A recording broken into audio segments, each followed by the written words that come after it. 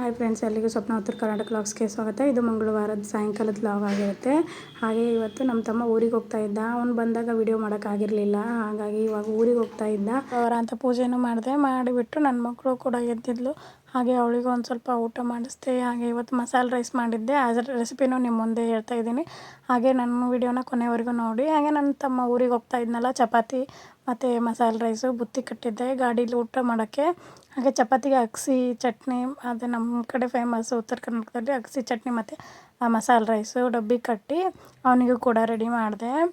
Ready ಆಯಿತು, ಅವನು ಕೂಡ ರೆಡಿ ಆಗಿದ್ದ. ಹೋಗ್ತೀನಿ ಅಕ್ಕ ಅಂತಂದು ನನಗೂ ಬೇಗ ರೆಡಿ ಮಾಡಿ ಅಡುಗೆ ಎಲ್ಲ ರೆಡಿ ಮಾಡಿ ಅವನಿಗೂ ಡಬ್ಬಿ ಕಟ್ಟಿ ರೆಡಿ ಮಾಡಿಟ್ಟಿದ್ದೆ. ಅಷ್ಟರಲ್ಲೇ ನನ್ನ ತಮ್ಮ ರೆಡಿ ಆಗಿಬಿಟ್ಟು ಅಕ್ಕ ಹೋಗಿ ಬರ್ತೀನಿ ಅಂತ ಬಂದ. ಆವಾಗ ನನ್ನ ಮಗಳು ಮಾಮ ಹುಷಾರಾಗಿ ಹೋಗ್ಬಾ ಅಂತ ಬಾಯ್ ಮಾಡ್ತಾಯಿದ್ಲು, ಕಳಿಸ್ಕೊಟ್ಲು ಖುಷಿಯಾಗಿ.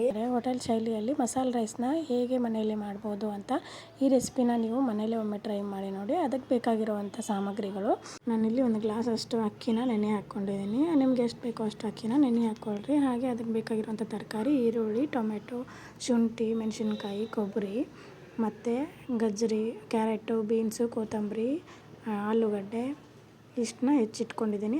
ಮಸಾಲೆಗೆ ಮೆಣಸು, ಚಕ್ಕೆ ಮತ್ತು ಪಲಾವ್ ಎಲೆ, ಹಾಗೆ ಒಂದು ಸ್ವಲ್ಪ ಬಟಾಣಿನ ಇಟ್ಕೊಂಡಿದ್ದೀನಿ, ಹಸಿ ಬಟಾಣಿನ. ಬೇಕಾದರೆ ನೀವು ಒಣ ಬಟಾಣಿನೂ ಸಿಗ್ತವೆ, ಅವನ್ನ ಕೂಡ ನೆನೆ ಹಾಕ್ಕೊಂಡ್ಬಿಟ್ಟು ಯೂಸ್ ಮಾಡ್ಕೋಬೋದು. ನಾನಿಲ್ಲಿ ಕೊಬ್ಬರಿ ಮತ್ತು ಮೆಣಸಿನ್ಕಾಯಿ, ಹಾಗೆ ಶುಂಠಿ ಮತ್ತು ಒಂದು ಟೊಮೆಟೊನ ಮತ್ತು ಒಂದು ಹೆಸರು ಅಂತೀವಲ್ಲ, ಒಂದು ಬೆಳ್ಳುಳ್ಳಿನ ಹಾಕ್ಕೋತಾ ಇದ್ದೀನಿ ಮಿಕ್ಸಿಗೆ. ಹಾಗೆ ಕರಿಬೇವು ಕೊತ್ತಂಬರಿನ ಹಾಕ್ಕೋತಾ ಇದ್ದೀನಿ. ಇದನ್ನು ಹಾಕ್ಕೊಂಡು ಮಿಕ್ಸಿಗೆ ಹಾಕ್ಕೋಬೇಕು. 1-2 ರೌಂಡ್ ಹೊಡೆಸ್ಕೊಂಡಾದ್ಮೇಲೆ ಈ ರೀತಿ ಆಗಿರುತ್ತೆ. ಈಗ ಇದಕ್ಕೆ ಒಂದು ಸ್ವಲ್ಪ ನೀರು ಮಿಕ್ಸ್ ಮಾಡಿ ನೀರನ್ನ ಹಾಕ್ಕೊಂಡು, ಹಾಗೆ ಇಲ್ಲಿ ಕೊತ್ತಂಬರಿ ಬೀಜದ ಪೌಡ್ರು, ಹಾಗೆ ಖಾರದ ಪುಡಿ, ಅರಿಶಿನ ಪುಡಿ ಹಾಕ್ಕೊಂಡ್ಬಿಟ್ಟು ಮಿಕ್ಸಿಗೆ ಹಾಕ್ಕೋತಾ ಇದ್ದೀನಿ. ಮಿಕ್ಸಿಗೆ ಹಾಕ್ಕೊಂಡು ಈ ರೀತಿ ಆಗಿದೆ. ಮಿಕ್ಸಿಗೆ ಹಾಕ್ಕೊಂಡಾದ್ಮೇಲೆ ನಾವಿಲ್ಲಿ ಒಗ್ಗರಣೆಗೆ ಒಂದು ಕುಕ್ಕರ್ನ ಇಟ್ಕೊಂಡ್ಬಿಟ್ಟು ಅದರಲ್ಲಿ ನಮಗೆ ಬೇಕಾಗಿರುವಷ್ಟು ಎಣ್ಣೆ ಹಾಕ್ಕೊಳ್ಳಿ. ನನಗಿಲ್ಲಿ ಒಂದು 3 ಸ್ಪೂನಷ್ಟು ಎಣ್ಣೆ ಬೇಕಾಗುತ್ತೆ. ನಾನಿಲ್ಲಿ 3 ಸ್ಪೂನಷ್ಟು ಎಣ್ಣೆ ಹಾಕ್ಕೊಂಡಿದ್ದೀನಿ. ಆ ಎಣ್ಣೆ ಕಾದಾದ್ಮೇಲೆ ನಾನಿಲ್ಲಿ ಜೀರಿಗೆ, ಸಾಸಿವೆ ಹಾಕ್ಕೋತಾ ಇದ್ದೀನಿ. ಹಾಗೆ ಮತ್ತು ಇಲ್ಲಿ ನಾನು ಮಸಾಲೆಗೆ ಅಂತ ಇಟ್ಟಿದ್ದೀನಲ್ಲ, ಮಸಾಲೆಗೆ ಚಕ್ಕೆ ಮತ್ತು ಪಲಾವ್ ಎಲೆ, ಮೆಣಸು ಇಟ್ಟಿದ್ದೀನಿ. ನೀವಿಲ್ಲಿ ಕಲ್ಲು ಹೂವನ್ನು ಯೂಸ್ ಮಾಡ್ಕೋಬೋದು. ನಾನು ಕಲ್ಲು ಹೂವು ಖಾಲಿಯಾಗಿತ್ತು ಅಂತ ನಾನು ಇಷ್ಟೇ ಯೂಸ್ ಮಾಡಿದ್ದೀನಿ. ಇದನ್ನ ಹಾಕ್ಕೊಂಡ್ಬಿಟ್ಟು ಅದು ಎಣ್ಣೆಲಿ ಚೆನ್ನಾಗಿ ಫ್ರೈ ಆದಮೇಲೆ ನಾನಿಲ್ಲಿ ಬೀನ್ಸ್ ಹಾಕ್ತಾಯಿದ್ದೀನಿ. ಬೀನ್ಸ್ ಹಾಕಿದಾದ್ಮೇಲೆ ಅದು ಹುಷಾರಾಗಿ ಹಾಕಿ ಚಟ್ಪಟ್ ಅಂತ ಸಿಡಿದ್ಬಿಡುತ್ತೆ ಅದು ಒಳಗಡೆ ಇರೋ ಬೀಜ. ಇದನ್ನ ಬೀನ್ಸ್ ಹಾಕಿಬಿಟ್ಟು ಫ್ರೈ ಮಾಡ್ಕೊಳ್ರಿ. ಫ್ರೈ ಮಾಡ್ಕೊಂಡಾದ ಯಾವುದೇ ಒಗ್ಗರಣೆ ಆಗಲಿ ಅವಸರ ಮಾಡುವಾಗಿಲ್ಲ, ಯಾಕಂದರೆ ಇಲ್ಲಿ ಚೆನ್ನಾಗಿ ಫ್ರೈ ಆಗಬೇಕು ಎಣ್ಣೆಲಿ, ಅಂದರೆ ಅಡುಗೆ ಕೂಡ ಚೆನ್ನಾಗಾಗಿರುತ್ತೆ. ಹಾಗೆ ನಾನಿಲ್ಲಿ ಹೆಚ್ಚಿಟ್ಟಂಥ ಆಲೂಗಡ್ಡೆ ಮತ್ತು ಕ್ಯಾರೆಟ್ನ ಹಾಕ್ಕೋತಾ ಇದ್ದೀನಿ.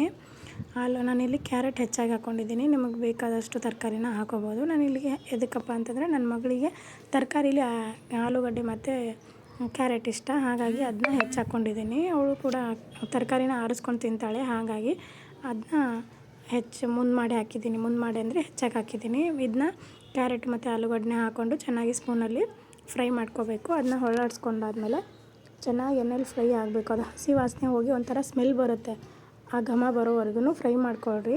ಹೊತ್ತಬಾರ್ದು, ಆ ರೀತಿ ಫ್ರೈ ಮಾಡ್ಕೊಳ್ರಿ. ಸಣ್ಣಗೆ ಕಟ್ ಮಾಡ್ಕೊಂಡು ಹಾಕಿದರೆ ಬೇಗನೆ ಬೇಯುತ್ತೆ.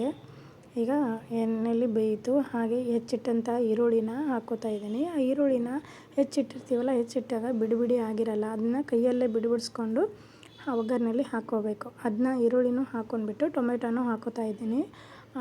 ಅದಕ್ಕೆ ಮಿಕ್ಸಿಗೆ 1 ಟೊಮೆಟೊ ಮತ್ತು ಇಲ್ಲಿನೂ 1 ಟೊಮೆಟೊ, 2 ಟೊಮೆಟೊನ ಯೂಸ್ ಮಾಡಿದ್ದೀನಿ. ಇದನ್ನೆಲ್ಲನೂ ಸ್ಪೂನಲ್ಲಿ ಹೊರಡಿಸ್ಕೊಂಡು ಚೆನ್ನಾಗಿ ಫ್ರೈ ಮಾಡ್ಕೋಬೇಕು. ನೋಡಿ, ಈ ರೀತಿ ಫ್ರೈ ಆಗಿದೆ. ಕಲರ್ ಕೂಡ ಚೇಂಜ್ ಆಗಿರುತ್ತೆ ಒಗ್ಗರಣೆಯಲ್ಲಿ. ಈ ರೀತಿ ಒಗ್ಗರಣೆ ಕೊಟ್ಟಾದಮೇಲೆ ನಮಗೆ ಎಷ್ಟು ಉಪ್ಪು ಬೇಕೋ, ಅಕ್ಕಿ ಎಷ್ಟು ಹಾಕಿರ್ತೀವೋ ಅಷ್ಟು ಉಪ್ಪು ಬೇಕಾಗಿರುತ್ತೆ. ಹಾಗಾಗಿ ನಾನಿಲ್ಲಿ 3 ಸ್ಪೂನಷ್ಟು ಕಲ್ಲುಪ್ಪನ್ನ ಯೂಸ್ ಮಾಡಿದ್ದೀನಿ. ಹಾಗೆ ಇಲ್ಲಿ ಉಪ್ಪನ್ನ ಹಾಕ್ಕೊಂಡ್ಬಿಟ್ಟು ಚೆನ್ನಾಗಿ ಫ್ರೈ ಮಾಡ್ಕೋಬೇಕು. ಫ್ರೈ ಮಾಡಿಕೊಂಡು ಅದಕ್ಕೆ ಆಮೇಲೆ ರುಬ್ಬಿಟ್ಟಂಥ ಮಸಾಲೆನ ಹಾಕ್ಕೋಬೇಕು. ಇಲ್ಲಿ ಮಸಾಲೆನ ಮಿಕ್ಸಿ ಜಾರಲ್ಲಿ ಹಾಕ್ಕೊಂಡಾದ್ಮೇಲೆ ಮಿಕ್ಸಿ ಜಾರಲ್ಲಿ ಒಂದು ಸ್ವಲ್ಪ ಉಳಿದಿರುತ್ತಲ್ಲ, ಅದಕ್ಕೆ ಒಂದು ಸ್ವಲ್ಪ ನೀರು ಸೇರಿಸ್ಕೊಂಡು ಅದನ್ನ ಹಾಕಿದ್ದೀನಿ. ಅದನ್ನ ಹಾಕ್ಕೊಂಡಾದ್ಮೇಲೆ ಅದನ್ನು ಕೂಡ ಸ್ಪೂನಲ್ಲಿ ಚೆನ್ನಾಗಿ ಕೈ ಆಡಿಸ್ಕೊಂಡು ಅದು ಚೆನ್ನಾಗಿ ಎಣ್ಣೆಲಿ ಫ್ರೈ ಆಗಬೇಕು. ಅದು ಎಣ್ಣೆ ಬಿಟ್ಕೋಬೇಕು. ನಾವಿಲ್ಲಿ ಹಸಿ ಕೊಬ್ಬರಿ ಹಾಕಿರ್ತೀವಲ್ಲ, ಹಾಗಾಗಿ ಇದು ಒಂದು ಕುದಿಬೇಕು. ಇಷ್ಟರಲ್ಲೇ ಒಂದು ಸ್ವಲ್ಪ ಕುದಿಬೇಕು. ಕುದ್ದಾದ್ಮೇಲೆ ಅದಕ್ಕೆ ಒಂದು ಸ್ವಲ್ಪ ಬಟಾಣಿ ತೊಗೊಂಡಿದ್ನಲ್ಲ, ಹಸಿ ಬಟಾಣಿ, ಅದನ್ನ ಹಾಕ್ಕೋತಾ ಇದ್ದೀನಿ. ಇಲ್ಲಿ ನಾನು ಹಸಿ ಬಟಾಣಿನ ಯೂಸ್ ಮಾಡಿರೋದ್ರಿಂದ ಇವಾಗ ಹಾಕ್ಕೋತಾ ಇದ್ದೀನಿ. ನೀವೇನಾದರೂ ಅದು ಒಣ ಬಟಾಣಿನ ನೆನೆಸಿಟ್ಕೊಂಡು ಹಾಕ್ಕೋತಾ ಇದ್ದರೆ ಅದನ್ನ ಫಸ್ಟ್ ಎಣ್ಣೆಲೇ ಹಾಕ್ಕೊಂಡ್ಬಿಡ್ರಿ.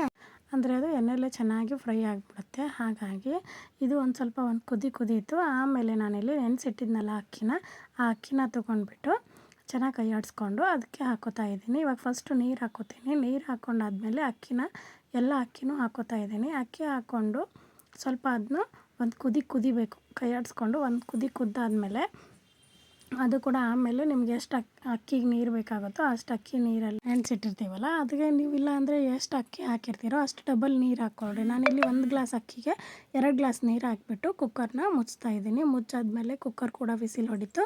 ಇವಾಗ 3 ಸೀಟಿ ಹೊಡ್ಸಿದ್ದೀನಿ. 3 ಸೀಟಿ ಹೊಡೆದಾದ್ಮೇಲೆ ಮಸಾಲೆ ರೈಸ್ ಕೂಡ ರೆಡಿ ಆಯಿತು.